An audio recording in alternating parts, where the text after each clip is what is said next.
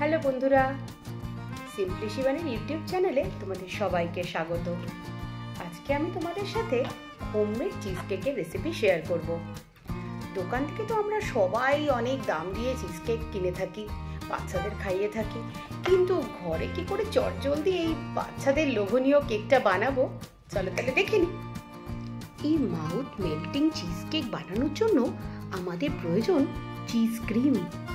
দোকান থেকে না কিনে বাড়িতেই আমরা এই চিজ ক্রিম কিন্তু বানিয়ে নিতে পারি। তাই প্রথমেই লাগবে আমাদের দুধ, যা গরু বা মোষের দুধ বা প্যাকেটের দুধও হতে পারে। গ্যাসের ফ্লেমটা হাইতে রেখে দুধকে জাল করে নিতে হবে। তারপরে গ্যাস বন্ধ করে 2 চামচ ভিনিগার দিয়ে দিতে হবে। ভিনিগার যদি তোমাদের কাছে না থাকে তাহলে তোমরা পাতিলেবু বা ক্যালসিয়াম ল্যাকটেটও ব্যবহার করতে পারো।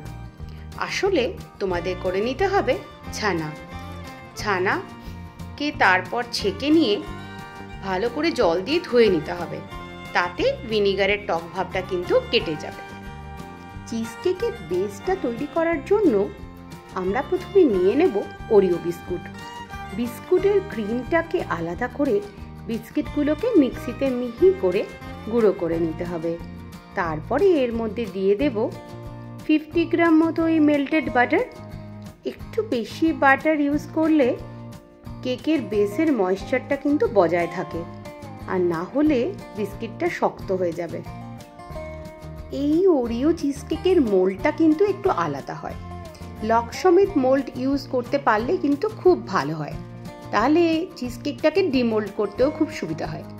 আমার কাছে ছিল না, তাই আমি নর্মাল কেক বেক করার বোলই ইউজ করেছি। মোল্ডের নিচে আমি একটা বাটার পেপার দিয়ে দিলাম। বাটার পেপার দেওয়ার পর দিয়ে দিতে হবে বিস্কিট আর বাটারের মিশ্রণটাকে।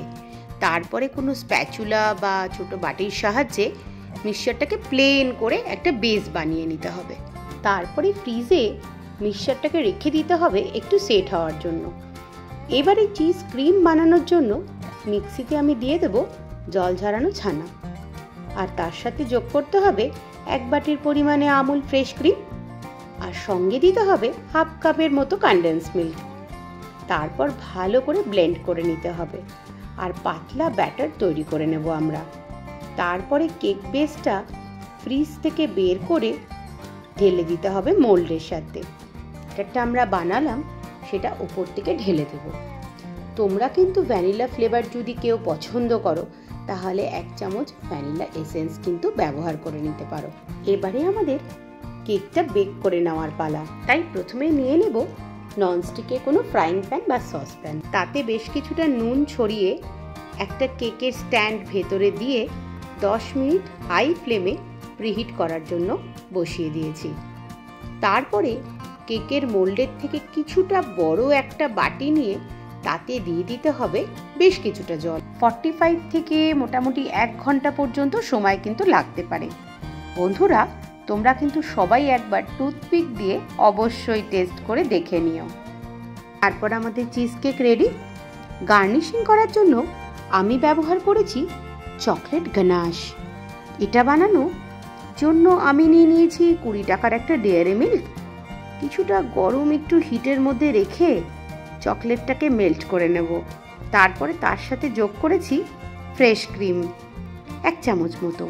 দুটোকে ভালো করে মিক্স করে নিতে হবে, আর খুব সুন্দর একটা পাতলা টেক্সচার ঠিক এইরকম হবে। কেকটা সম্পূর্ণ বেক হয়ে গেলে পুরো ভালো করে ঠান্ডা করে নেবে। তারপরে আমি দিয়ে দিয়েছি মেল্টেড চকলেট গানাশ, আর বিস্কুটের গুঁড়ো দিয়ে ডেকোরেটও আমি করে নিয়েছি। কেকটাকে ওভারনাইট কিন্তু আমি ফ্রিজ করেছি। তারপরে এনজয় করো মজাদার এই চিজ কেক।